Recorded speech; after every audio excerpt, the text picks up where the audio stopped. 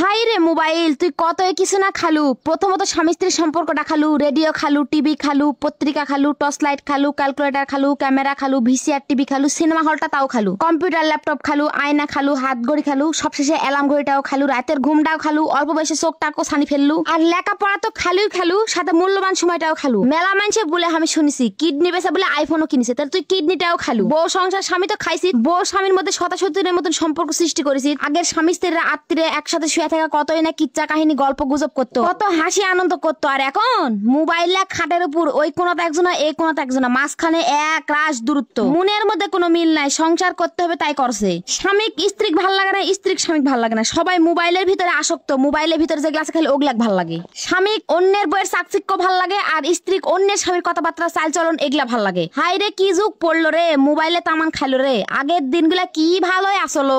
আগে স্বামী স্ত্রীর সম্পর্ক দেখলে জিউ ভরে যেত। আমার নানি দাদিরা আছে, তাগরে যে ভালোবাসা দেখলে এখনো জিউ ভরে যায়। আমাদের মধ্যে খালি মারামারি, ফাটাফাটি, গন্ডগোল, খুসাখুসি এগুলা ছাড়া কোনো কিচ্ছু নাই। এর একমাত্র কারণই হচ্ছে ওই সর্বনাশা মোবাইল। ওই মোবাইলে সর্বনাশটা করলো। এটা আগের স্বামীরা আমর থেকে আলে বাড়িতে এসে ঢুকে বলতো, বউ আমার জন্য পানি টানি রেডি করো। আর এখন ওই বাড়িতে আসার সাথে সাথে পাঁচির ওপার থেকে ওয়াইফাই কানেক্ট করে মোবাইল দেখতে দেখতে ঢুকবে, ঢুকে বলবে ভাত দে। বইয়ের দিকে তাকানোর সময় নাই, বউ খাইছে কিনা পরিছে কিনা কোনো জিজ্ঞাসাবাদ কিচ্ছু নাই। ওই মোবাইল টিপতে টিপতে ভাত গাছবে, তাও বউকে একবার শোধ করবে নাকি, বইয়ের দিকে তাকাবে না।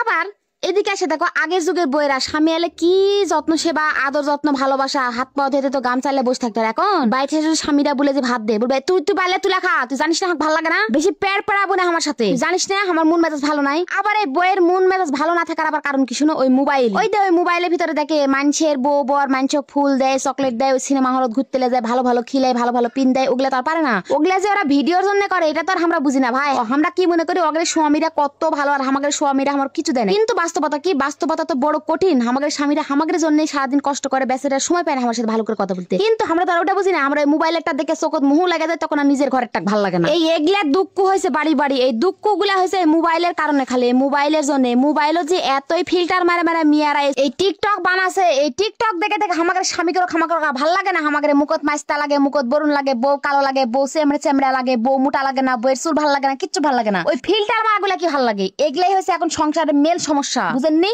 আর বইয়ের সমস্যা হয়ে গেছে ওই যে মানুষের স্বামী মানুষের এত ভালোবাসে, বড় বড় গিফট কিনে দেয়, দামি দামি গাড়ি কিনে দিচ্ছে, কার কিনে দিচ্ছে, কিন্তু আমাদের কপালে তো ভ্যানও ছুটে না। কিন্তু ওগুলা ভাই ওগুলা অন্য জিনিস, ওগুলা বুঝেন না তো। আমরা ওগুলা আমরা না বুঝার জন্য আমাদের সংসার এত অশান্তি। এই মোবাইলে যে কি সর্বনাশটা করলো।